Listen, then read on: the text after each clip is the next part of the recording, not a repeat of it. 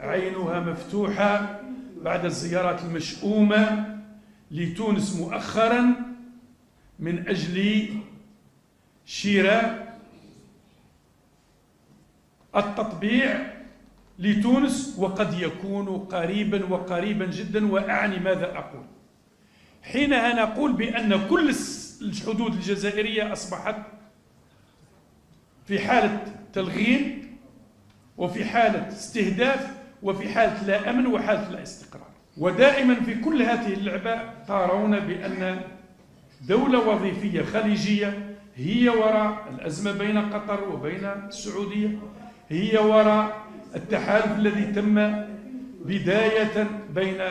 علي عبد الله صالح وحزبه وبين الحوثي.